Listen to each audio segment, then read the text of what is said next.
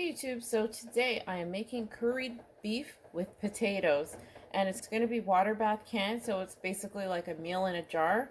So I'm going to go ahead and brown and cook up this ground beef. I have about 5 pounds of it all together. So what I'm going to add to the ground beef for the curried beef is the potatoes. So I've just peeled them up, about 4 to 5 pounds, and I'm just going to cut them in half, cube them, and put them in a boiling pot of water. Okay, so I'm going to add to this ground beef 3 tablespoons of curry powder, 1 tablespoon of garlic powder, and 1 tablespoon of salt. Now, I would have put the onions in ahead of time. I would have fried up my onions before I put the ground beef in to cook up and fry up, but I actually forgot. So, if you wanted to add onions, probably the best time would have been to just saute them ahead of time before you cooked up your ground beef, okay? I'm not going to do that this time just because I forgot, which is sad because onions really make a big difference. But I'm not going to go ahead and do that now. So anyways, I'm going to let this simmer for a few minutes. And also I'm going to add, you can see there's a little bit of juices here. I don't know if you can see that. There's a little bit of juices, not a lot. I'm going to add the potatoes now to this pot. And I'm going to let all the flavors simmer together. Now there's way too much water here. You can see that the water level is pretty high on these potatoes. I'm going to drain half of it and then leave the other half for them to cook together for another 10 minutes or so. And I'll come back and show you what that looks like. Okay, so I'm going to add the potatoes now, and the reason I'm adding all this water along with the potatoes is because that's going to make a very nice gravy after, so I'll come back in a few minutes. Okay, so this has been simmering, and I just turned off the stove and let it just sit in its own juices for the past half hour or so because I was doing other things.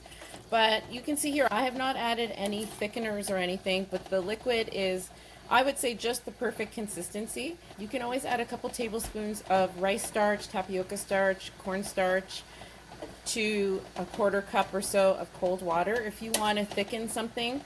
But I think this is just fine, and potatoes have their own starch, right? You can use potato starch in the powder form, but potatoes release some of their own starch, and so they're pretty good at creating some thickeners, especially because this is going to be water bath canning in its liquid for a while. So anyways, this is what it looks like. I'm going to go ahead and put these in jars, and I'll show you what that looks like. So I've got 4 quart jars, nearly all full. This last one wasn't full to the top, but little disclosure, I had a small bowl for my dinner of this, so, and it was very good. I kind of regret it because now this 4th quart jar is not totally full, but it's okay. I'm still going to can it. No worries. But what I was showing here is that it's quite messy. You know, sometimes you'll have a bit of a mess down the sides of the jars when you're jarring things up, like this jar is dirty. I've wiped down the ribs with some hot vinegar water, but I've also wiped all around the sides of the mouth as well, just to make sure that no food bits get stuck on it while it's cooking in the water bath. And then once I've lidded these up, I will just run them under some warm water and wash them off so that they're nice and clean whenever they go into the water bath canner.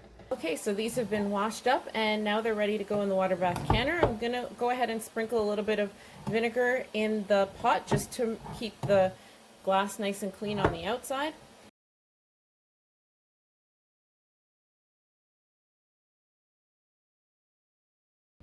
So here it is. I took it out the next morning and there they are, the potatoes inside there, the curried beef. 10 pounds of ground beef and 5 pounds of potatoes with the curry. Makes a very nice curried beef sauce. I would say 1 quart jar would give you about 6 servings if you serve it in what is called roti.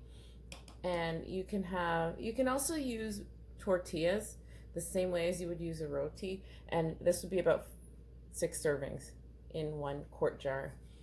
And you can also serve it over a bed of rice and whatever else you'd like to do. You can eat it straight too. It's more like a stew that way, I would say. Thank you for watching, and I hope you give it a try. God bless you and see you in the next video.